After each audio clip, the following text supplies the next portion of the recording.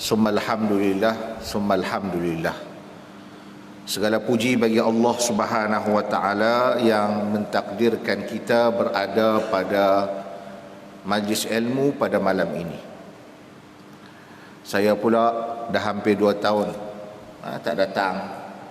Alhamdulillah pada malam ini kita boleh bertemu, bersemuka, dan saya lihat ada wajah-wajah kegembiraan di wajah muslimin dan muslimat yang hadir pada malam ini. Jadi kita bersyukur kepada Allah Subhanahu wa taala yang mentakdirkan kita datang setelah Allah uji kita dengan ujian yang agak berat. Ada jamaah yang telah pun meninggal dunia. Mungkin ada ahli keluarga kita yang terkena COVID, yang meninggal. Ada anak-anak yang menjadi yatim kerana kehilangan ibu dan ayah, dan macam-macam lagi musibah yang menimpa. Tetapi ketahuilah, kalau kita boleh menerima ujian daripada Allah Subhanahu wa taala, maka kita tergolong dalam golongan orang-orang yang mendapat pahala kerana kesabaran kita dengan ujian Allah Subhanahu wa taala. Balasannya Allah sebut di dalam Al-Quran, innama yuwaffas sabiruna ajrahum bighairi hisab. Sesungguhnya Allah pasti akan membalas, Allah akan membalas balasan pahala mereka yang sabar dengan pahala yang tanpa hisab. Tanpa putus-putus pahala tersebut diberikan oleh Allah Subhanahu wa taala kepada mereka yang sabar. Jadi malam ni kita berjumpa oleh kerana lama kita tak datang ke masjid, maka mungkin keimanan kita makin merosot. Mungkin iman kita makin menurun. Kerana iman ini yazid wa yanqus, dia meningkat dan dia menurun. Dia ada prestasi dia. Kalau tidak dibajai, dia akan menurun. Tetapi kalau dibajai, maka dia akan terus meningkat. Jadi iman para rasul tersebut sentiasa meningkat. Jadi apabila kita berbicara tentang iman, ini cuma pengulangan sahaja. Maka cuba kita nak memahami semula sebagai peringatan, sebagai renungan. Apakah yang dimaksudkan dengan iman tersebut? Dari segi bahasa, al-iman. Iman itu bermaksud al-iqrar bil lisan, satu penegasan dengan lidah kita. Kita sebut dengan lidah kita. Itu iman. Contohnya kita beriman dengan Allah. Kita sebut Allahu Rabbuna, Tuhan kami Allah Subhanahu wa taala.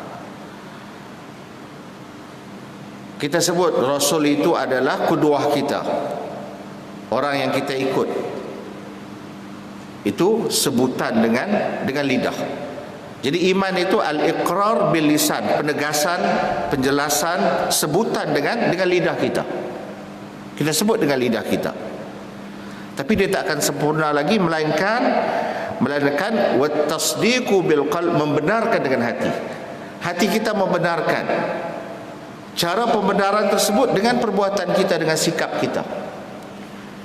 Kalau kita beriman dengan qada dan qadar, takdir yang baik dan takdir yang buruk, maka apabila kita ditimpa musibah, kita menerima dengan hati yang terbuka. Kita menerima dengan hati yang terbuka. Itu dimaksud wat tasdiqu bil qalb, membenarkan dengan hati kita. Jadi dia akan muncul, pembenaran itu akan muncul melalui tingkah laku kita, mimik muka kita, cara bagaimana kita berinteraksi dengan musibah apa yang menimpa kita. Itu yang dimaksudkan wat tasdiqu bil qalb, membenarkan dengan hati. Jadi benda ni perlu dibajai, perlu dipertingkatkan. Jadi pada malam ini kita nak cerita tentang al-iman bil malaikah, beriman dengan malaikat. Dan kita tahu bahawa malaikat tersebut pernah datang ketika mana Rasul sallallahu alaihi wasallam bersama dengan para sahabat. Malaikat pernah datang. Kan? Tujuan malaikat datang adalah untuk memberi keyakinan kepada para sahabat dan untuk mengajar para sahabat tentang agama Islam. Umar Al-Khattab menceritakan ketika mana mereka berada bersama dengan Nabi sallallahu alaihi wasallam. Bainama nahnu julusun 'inda Rasulillah, ketika mana kami duduk bersama dengan Rasul sallallahu alaihi wasallam. Duduk dalam majlis bersama dengan Nabi sallallahu alaihi wasallam zata yaumin, pada satu hari. Pada suatu hari sahabat bersama dengan Nabi duduk dalam satu majlis, macam kita yang duduk dalam majlis ni. Kita duduk bersama Ustaz Helmi. Zata yaumin, pada satu hari, tiba-tiba iltala'a alaina, tiba-tiba muncul seorang lelaki, rajulun syadidu bayadis siyab, muncul seorang lelaki yang berpakaian serba putih. Kalau tisu ni putih, pakaian lelaki itu lagi putih. Sebab itu digambarkan syadidu bayadis siyab, pakaian dia terlalu putih. Muncul. Bayangkan ketika kita duduk dalam majlis ni, tiba-tiba di depan kita muncul seorang yang berpakaian serba putih. Ajaib, menggerunkan. Kemudian lelaki tersebut syadidu sawadis sya'b, sangat hitam rambutnya. Rambutnya hitam, tak ada uban macam ustaz ni, beruban dah. Dia tak beruban, terlalu hitam rambut dia. Kemudian la yura alaihi atharus safar, tak nampak kesan tapak kaki dia. Kerana ketika majlis itu berlaku, mungkin berlaku di kawasan yang terbuka. Jadi kalau orang datang, orang yang baru datang, kita boleh kenal dia kerana kesan tapak kaki dia. Apabila dia pijak pasir, maka akan tertinggal kesan tapak kaki yang boleh kita kesan orang tersebut daripada mana perjalanannya. Tetapi laki ini pelik, laki ini ajaib. Kerana apa? Tak nampak kesan perjalanan, tiba-tiba muncul di hadapan Rasul sallallahu alaihi wasallam dan dilihat oleh para sahabat. La yura alaihi atharus safar wa la ya'rifuhu minna ahad, dan tak ada seorang pun di antara kami yang mengenal lelaki tersebut. Tak ada seorang pun yang kenal lelaki tersebut. Ajaib tak ajaib? Ajaib. Jadi para sahabat pada waktu tersebut masih tak tahu siapa lelaki tersebut. Kemudian dia bertanya beberapa soalan kepada Nabi. Fa akhbirni 'anil Islam, ceritakan kepadaku wahai Rasulullah tentang Islam. Kemudian fa akhbirni 'anil iman, ceritakan kepadaku tentang iman. Kemudian fa akhbirni 'anil ihsan, ceritakan kepada aku tentang ihsan. Maka Rasul pun menceritakan. Hadis ni panjang. Kemudian berlalu, lelaki tersebut pun berlalu. Setelah beberapa hari, maka Rasul sallallahu alaihi wasallam memanggil Sayyidina Umar Al-Khattab. Nabi panggil Sayyidina Umar Al-Khattab dan bertanya, Atadri manis sa'il? Atadri manis sa'il? Adakah engkau tahu siapa yang bertanya tempoh hari? Kamu tahukah wahai Umar siapa yang bertanya tempoh hari tersebut? Maka Umar berkata, Allah wa rasuluhu a'lam, hanya Allah dan Rasul sahaja yang mengetahui. Dia tak tahu, dia tak boleh nak kesan siapa lelaki yang datang tersebut. Maka Rasul terus menjawab, fa innahu Jibril atakum yu'allimukum dinakum. Itulah Jibril yang datang untuk mengajarkan kamu tentang urusan agama. Jadi beruntungnya sahabat Nabi ini kerana mereka boleh melihat Jibril, mereka boleh melihat malaikat. Tetapi kita tak boleh melihat malaikat, kita tak nampak malaikat. Tetapi malaikat tu banyak di sekeliling kita, kita tak lihat. Jadi sebab itulah kalau kita faham tentang malaikat ni, kita akan rasa terhibur walaupun kita berseorangan. Kita akan rasa terhibur walaupun kita berseorangan, kerana malaikat ni banyak fungsi dia, banyak kerja dia, dan beribu-ribu malaikat. Yang diwajibkan kita percaya masa kita belajar di sekolah dulu hanya 10 malaikat, tetapi sebenarnya malaikat ni banyak lagi yang mempunyai pelbagai pekerjaan dia. Jadi pada malam ini kita nak bongkar sedikit tentang kerja-kerja malaikat ini, supaya dengan pengetahuan yang ada, keimanan kita meningkat dan kita rasa tenang dalam kehidupan ini. Rupanya malaikat ini membantu orang-orang yang beriman, menolong orang-orang yang beriman, memohon keampunan kepada Allah Subhanahu wa taala untuk orang yang beriman. Doa kita kalau nak makbul, pastikan ketika mana kita menyebut sama seperti mana yang disebut oleh malaikat, maka doa kita dimakbulkan oleh Allah Subhanahu wa taala. Jadi dalam banyak hadis Nabi sallallahu alaihi wasallam, saya perhatikan bahawa Nabi sallallahu alaihi wasallam pernah bersabda dalam satu hari, kan? Nabi pernah bersabda dalam satu ketika, Nabi kata, "Iza batalallahu al-mu'min bi bala'in fi jasadih." Apabila Allah Subhanahu wa taala menimpakan bala, ujian ataupun sakit terhadap badan seorang yang mukmin itu, maka Allah akan berkata kepada malaikat, qala lil malak, maka Allah akan berkata kepada malaikat, apabila Allah timpakan bala, ujian, sakit, sakit tu kena pada jasad orang mukmin, badan orang mukmin tersebut, salah satu daripada anggota dia kena bala tersebut, maka Allah akan berkata kepada malaikat, Allah akan kata kepada malaikat, uktub lahu salihah amalihi allazi kana ya'mal. Tuliskan kepada orang ini amalan yang baik yang dia pernah lakukan ketika dia sihat. Maksudnya sekarang ni dia sakit. Kalau dia tak sakit, pasti dia akan datang ke masjid. Kalau dia tak sakit, pasti dia akan sembahyang sunat 10 rakaat, 20 rakaat.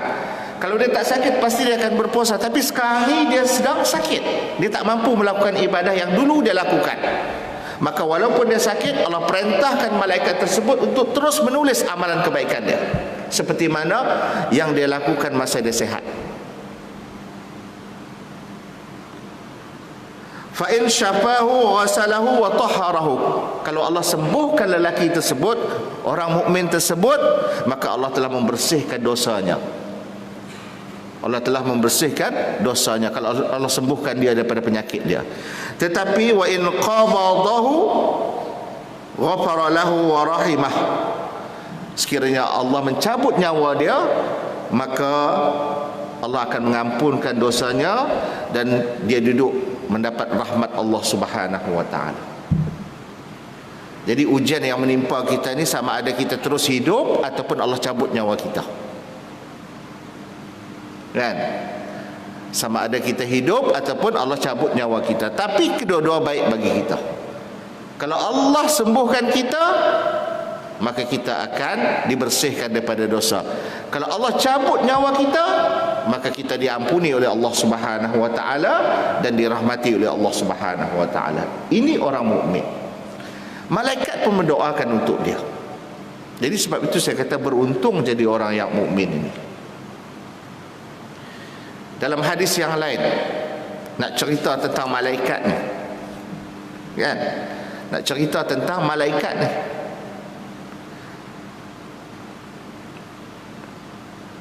Nabi kata, innal malaikata la tadau ajnihataha li talibil ilmi ridan bima yasna.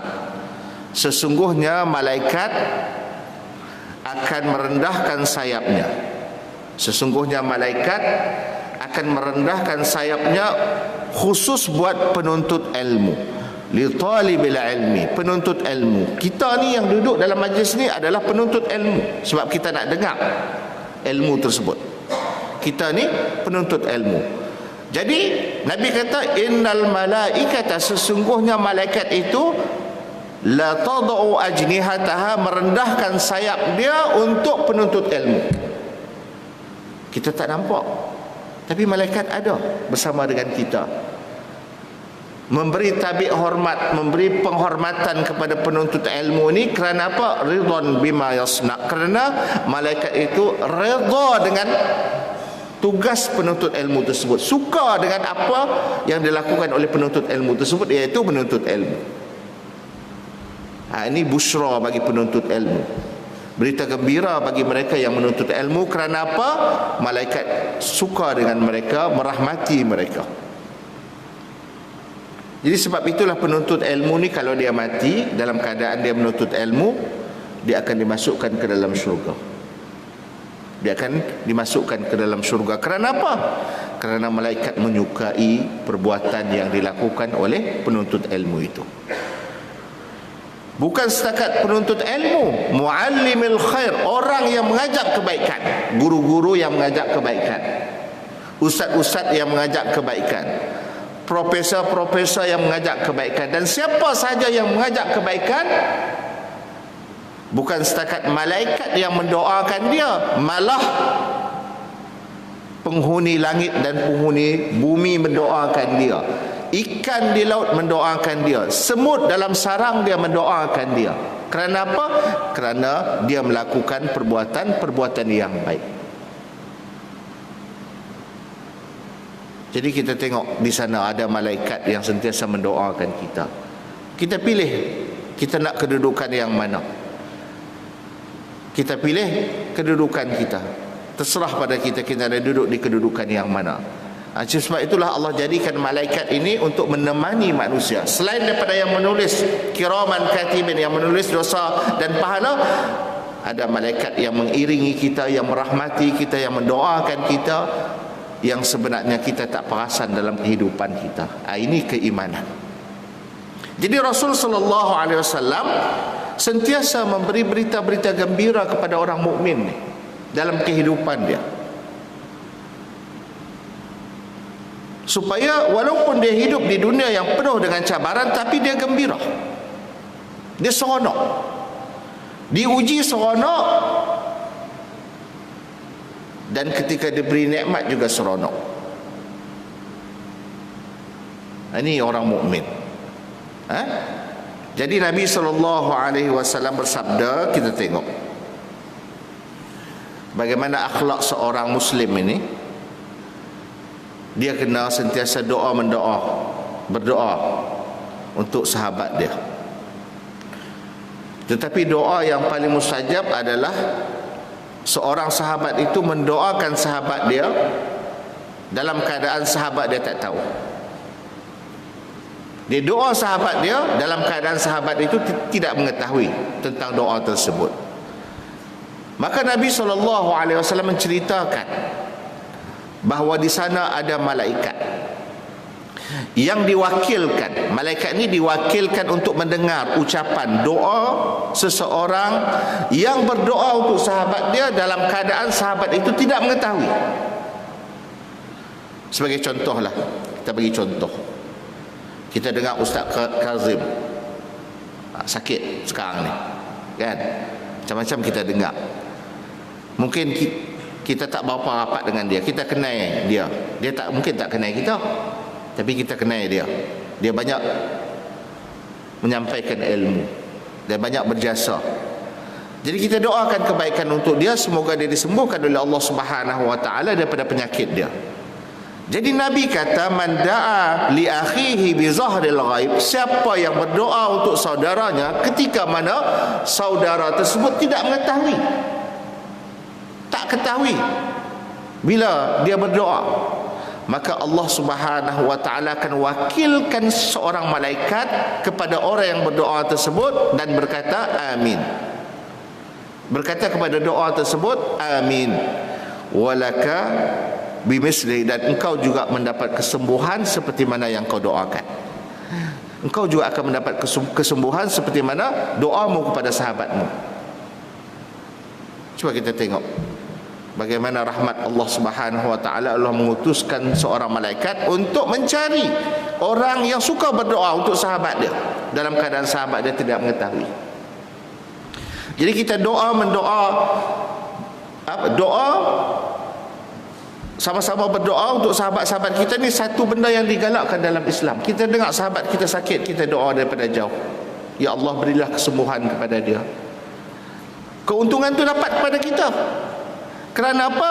Kerana malaikat akan menyertai kita dan mendengar doa tersebut dan berkata amin bagi doa yang kita panjatkan kepada sahabat kita, dan kamu juga akan beroleh kesembuhan. Jadi sebab itulah kita ni, kita minta sahabat-sahabat mendoakan kita. Sebab dalam kehidupan ni kita tak tahu macam-macam ujian yang menimpa kita. Lebih-lebih lagi musim-musim Covid ni yang panjang. Banyak yang kita tengok manusia yang putus asa dalam kehidupan. Dia putus pendapatan, rumah tangga berselerak, macam-macam ujian. Maka kita datang beri ketenangan kepada dia. Inilah masanya kita mempraktikkan firman Allah Subhanahu wa taala yang kita baca selalu, wal 'asr, demi masa. Innal insana lafi khusr, sesungguhnya manusia itu berada dalam kerugian. Demi masa, maksudnya masa tersebut akan berlalu. Masa akan berlalu, sebab itulah Allah bersumpah dengan masa, wal 'asri, demi masa. Innal insana lafi khusr, sesungguhnya manusia itu dalam kerugian. Kerana apa? Masa itu berlalu, dia buat macam-macam perkara. Kan? Dia ingat perkara tersebut mendatangkan manfaat untuk dia, sebenarnya pengakhiran dia tak baik. Jadi dia waste dia punya waktu, dia waste masa dia sia-siakan masa dia. Tapi orang yang beriman diberi pengecualian. Apa yang dia lakukan sebenarnya bukan pembaziran, bukan kerugian, tetapi keuntungan bagi dia di mana? Di dunia dan di akhirat. Sebab itu diberi pengecualian dalam ayat ni, illal lazina amanu, kecuali yang tak rugi ni adalah orang-orang yang beriman. Macam kita, tak rugi perbuatan kita duduk dalam masjid mendengar ceramah, tak rugi. Kita manfaatkan masa kita, waktu kita, tak rugi. Illal lazina amanu, kecuali orang yang beriman. Orang yang beriman perbuatan dia tak rugi. Kalau tak bercanggah dengan syariat, tak rugi. Dia duduk dalam masjid, dia beriktikaf, dapat pahala iktikaf. Dapat pahala iktikaf. Waktu berlalu tapi dia dapat pahala. Keuntungan tersebut di akhirat. Sebab itulah disebut illal lazina amanu, kecuali orang yang beriman, tak rugi. Wa amilus solihat, dan orang yang melakukan amal soleh. Amal soleh ni kupasan dia begitu luas.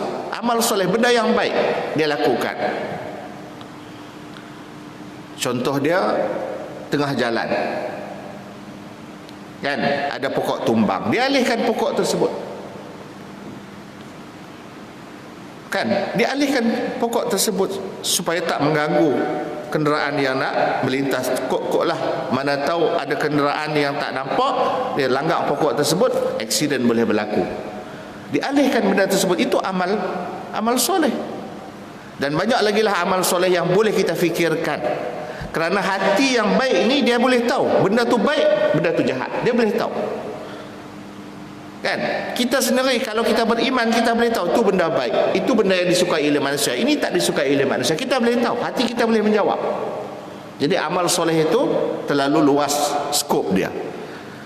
Jadi yang tak rugi ini adalah orang yang beriman dan orang yang beramal soleh. Wa amilus solihat wa tawasau bil haq, dan orang-orang yang berpesan kepada kebenaran.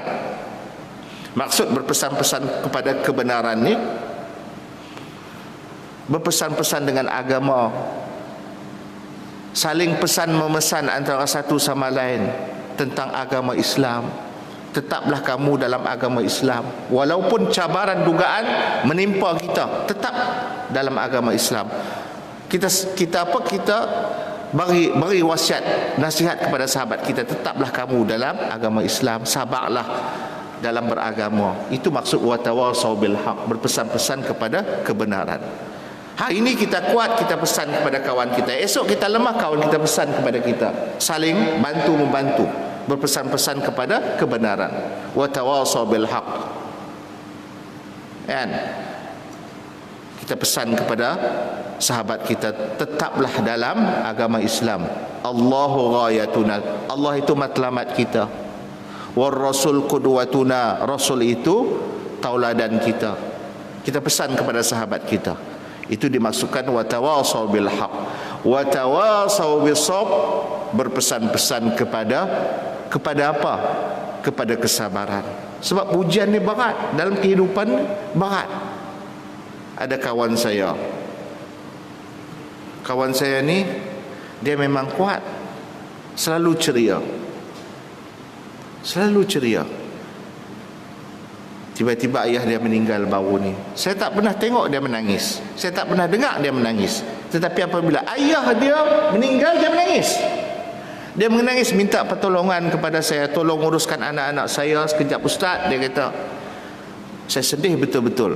Jadi saya pun ambil tanggungjawab tersebut untuk hiburkan hati dia, supaya dia kuat menghadapi ujian ni. Esok kita pula kena. Kita pun ada ayah, kita pun ada ibu, mereka juga akan mati. Nanti apabila kita lemah, kawan kita menasihati kita, Ustaz, sabar Ustaz, ujian Ustaz. Inilah kehidupan. Jadi sebab itulah kita tak akan rugi sebagai seorang mukmin ini. Kita tak akan rugi. Kita bukan membazirkan waktu, bukan membazirkan harta kita, tidak. Kita tak rugi. Kecuali orang kafir yang mereka menyangka bahawa mereka apabila menderma tersebut mereka akan dapat pahala di akhirat. Tidak. Mereka tidak akan mendapat pahala di akhirat. Perbuatan mereka, ya, Allah akan gandakan rezeki mereka di dunia, tapi di akhirat tidak ada.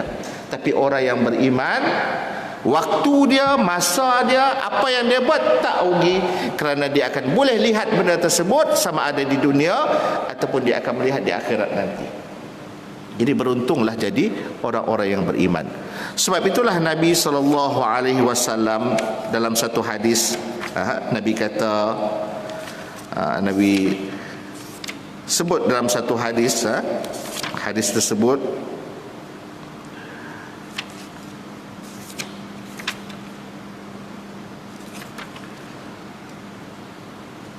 Nabi kata, al-malaikatu tusalli ala ahadikum madama fi musallahu allazi shalla fihi ma lam yuhdis, taqul Allahumma ighfir lahu Allahumma arhamhu. Malaikat akan berselawat, berdoa. Malaikat akan berdoa untuk seseorang kamu. Malaikat akan berdoa kepada kamu madama fi musallahu, selama kamu tetap berada di tempat kamu sembahyang. Malaikat akan berdoa kepada kamu selagi mana kamu berada dalam masjid. Tempat kita sembahyang ni masjid lah. Kita duduk tetap macam duduk sini, dalam masjid ni. Dia tak bergerak, dia tak berganjak daripada tempat duduk dia. Tak berganjak daripada tempat duduk dia. Malam yuhdis, selama mana dia tidak apa, dia tidak berhadas. Maksudnya ada wuduk dia. Kalau kita duduk dalam masjid, tetap pada tempat kita, dan kita tidak, wuduk kita tak batal, maka malaikat berdoa untuk kita. Malaikat akan berdoa untuk kita. Apa doa malaikat untuk kita? Macam tuan-tuan duduk pada malam ni, duduk dalam masjid ni, tak berganjak, lepas tu masih ada wuduk lagi, wuduk tak batal lagi. Apa doa malaikat untuk kita? Malaikat kata, Allahumma ighfir lahu, wahai Tuhan, ampunilah dosanya, ampunilah dosanya. Allahumma ighfir lahu warhamhu, dan rahmatilah dia. Maksud rahmat ni apa? Rahmat ni Allah melihat kita. Salah satu bentuk yang boleh kita nampak daripada rahmat tersebut, hati kita jadi tenang. Duduk dalam masjid, hati kita tenang. innal ladzina qalu rabbuna Allah summa istaqamu tatanazzalu alaihimul malaikah. Orang yang berkata Allah Tuhan kami, Tuhan kami Allah, summa istaqamu, kemudian mereka itu istiqamah, sentiasa berada pada jalan tersebut, istiqamah menyembah Allah Subhanahu wa taala. Dia buat amalan itu secara istiqamah walaupun sedikit. Tatanazzalu alaihimul malaikah, akan turun kepada mereka malaikat. Maksudnya malaikat berdoa untuk mereka, malaikat merendahkan sayap untuk mereka, melihat orang tersebut. Jadi orang tersebut boleh merasai bagaimana jiwa dia tenang, jiwa dia tenang. Ini rasa yang boleh kita sebut apabila seseorang itu mendapat rahmat daripada Allah Subhanahu wa taala, jiwa dia tenang.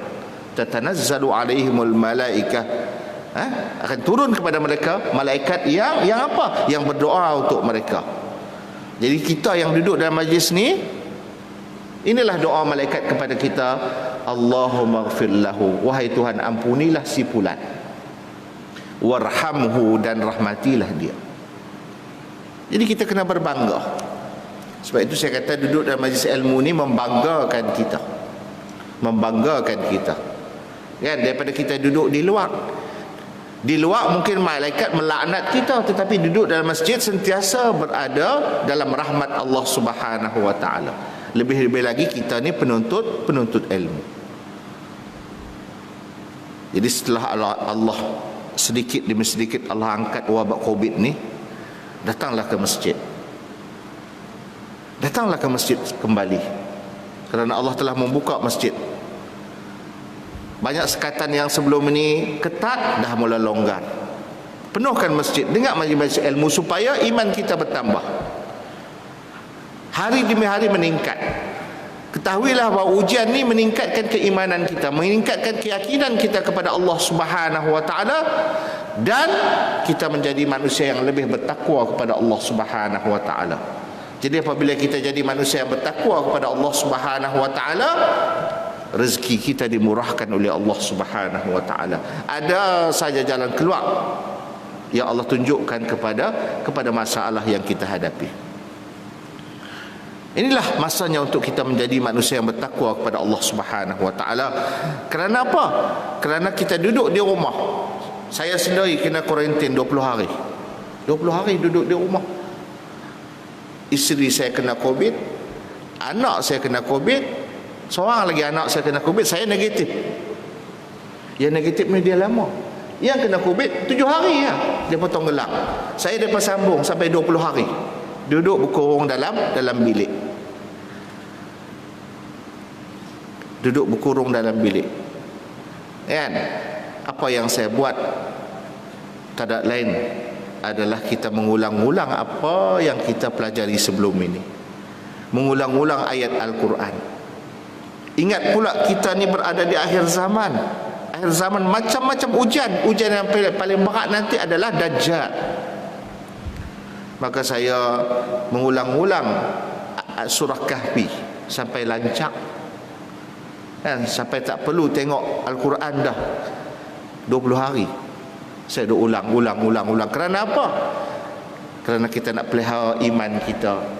Kerana kita ambil contoh daripada surah Kahfi itu, bagaimana pemuda ni, pemuda-pemuda, Allah memuji pemuda-pemuda ni, innahum fityatun amanu bi rabbihim, kerana mereka beriman kepada Allah Subhanahu wa taala. Walaupun mereka diuji, mereka tetap beriman kepada Allah Subhanahu wa taala.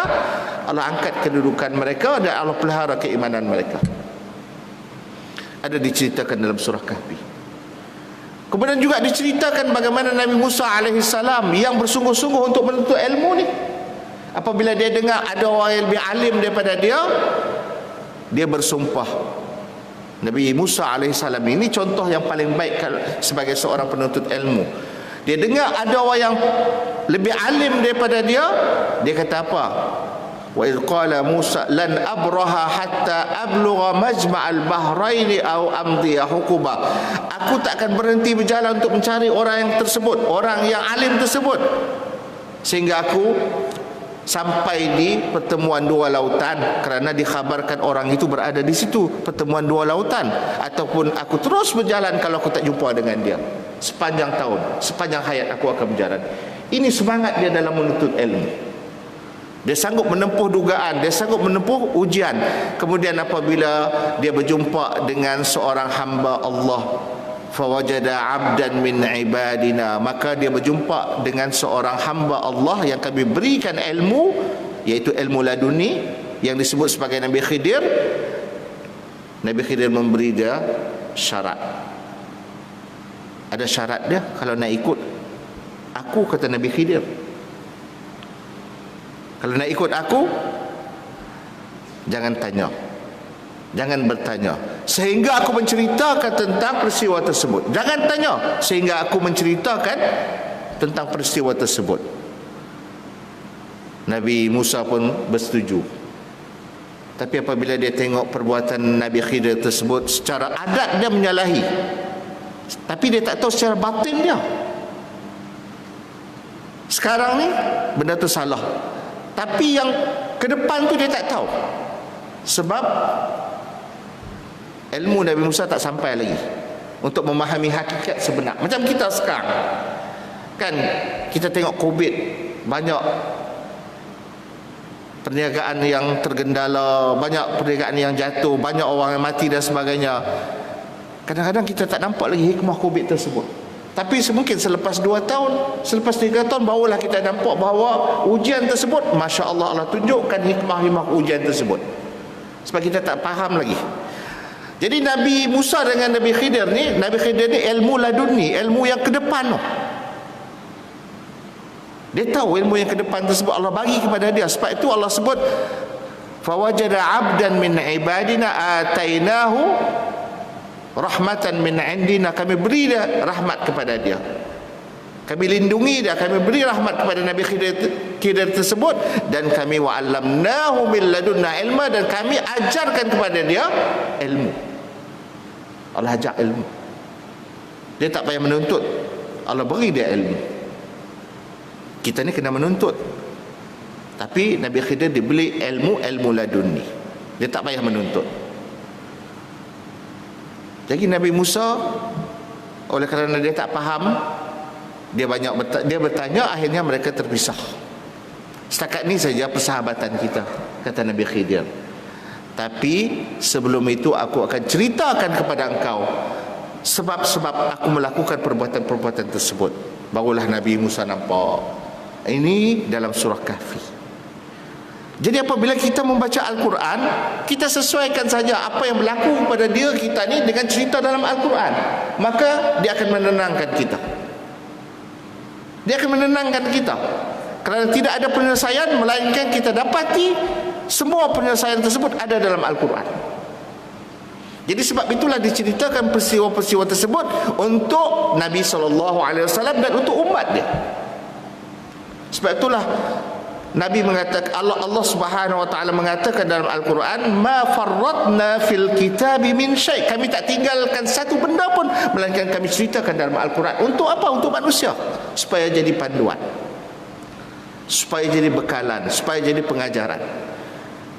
Kalau apa yang telah berlaku kita tengok benda tersebut buruk, jangan ulangi lagi kisah tersebut, cerita tersebut, perbuatan tersebut, kerana kamu pasti akan ditimpa seperti mana ditimpa kepada umat-umat yang terdahulu. Jadi sebab itulah kita diberi panduan.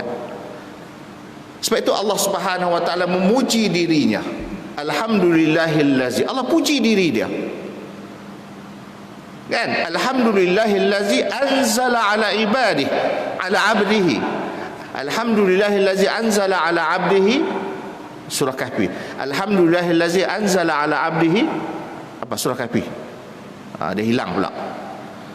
Alhamdulillahillazi anzala ala abdihi alkitab. Segala puji bagi Tuhan yang menurunkan kepada hamba dia kitab, iaitu Al-Quran. Walam yaj'al lahu iwaja, dan Allah tidak menjadikan Al-Quran itu bengkok. Maksudnya tak lurus, tak betul. Tidak, dia betul. Orang yang ikut Al-Quran, dia akan pandu ke jalan yang lurus. Inna hadzal qur'ana yahdi lillati hiya aqwam. Sesungguhnya Al-Quran ini memandu manusia ke jalan yang lurus. Bukan setakat memandu ke jalan yang lurus.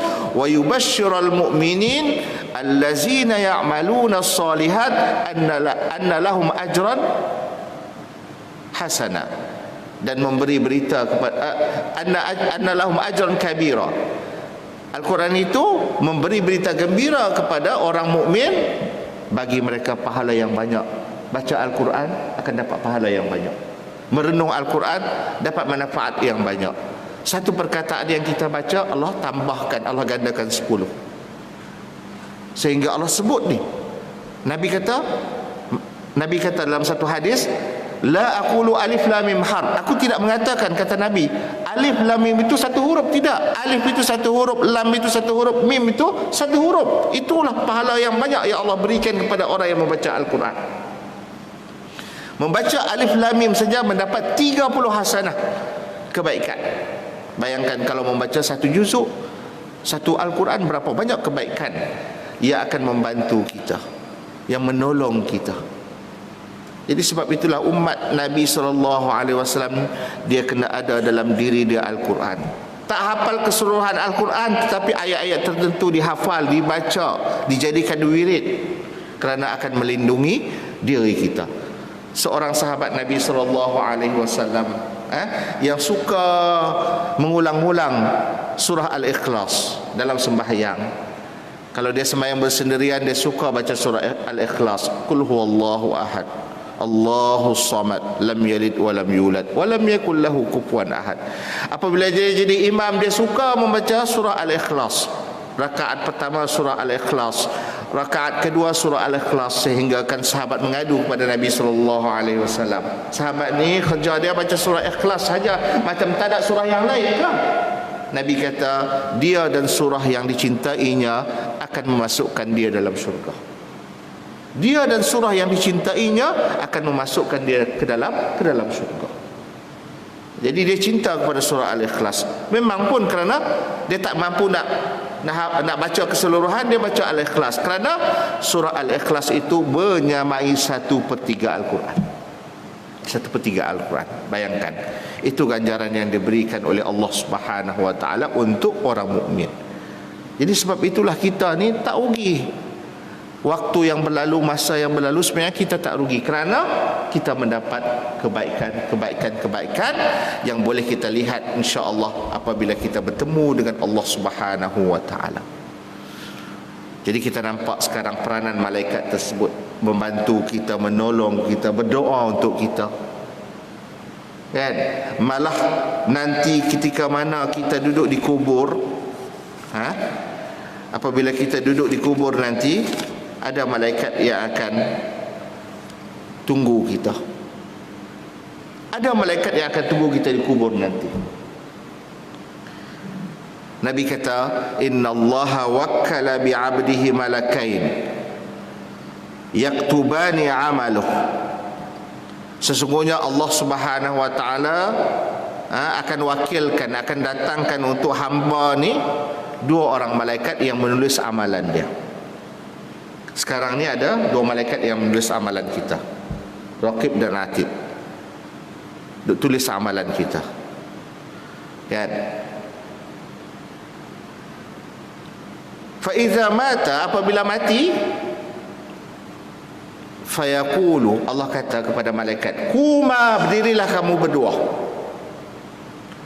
Berdirilah kamu berdua ala qabri abdi, di sisi kubur hambaku ini.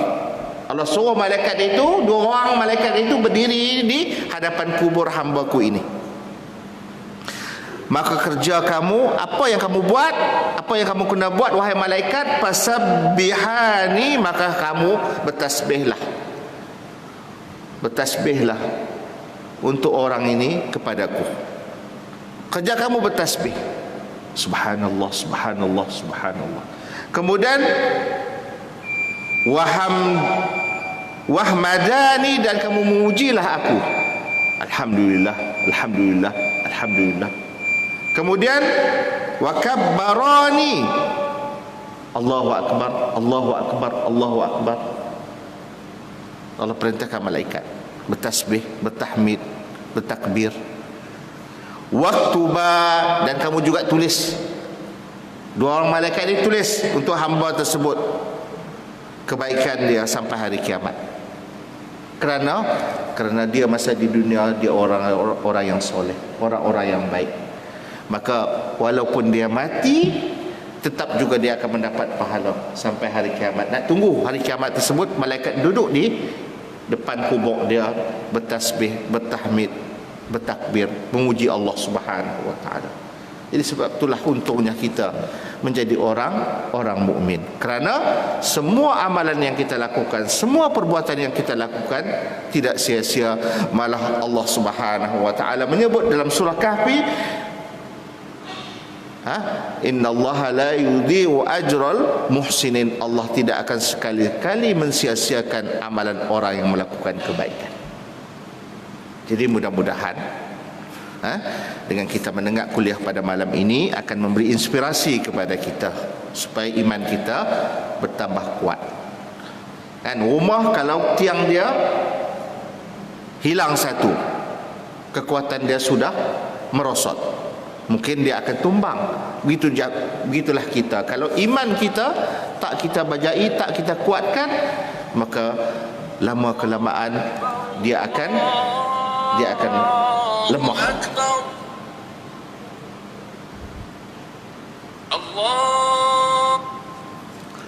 Apabila dia lemah, kita tak polis dia balik, kita tak kuatkan dia dengan membaca Al-Quran, dengan mendengar kisah-kisah yang baik-baik, ilmu yang baik-baik, maka dia akan terus malap. Jadi usaha kita berusaha untuk mendatangi majlis-majlis ilmu.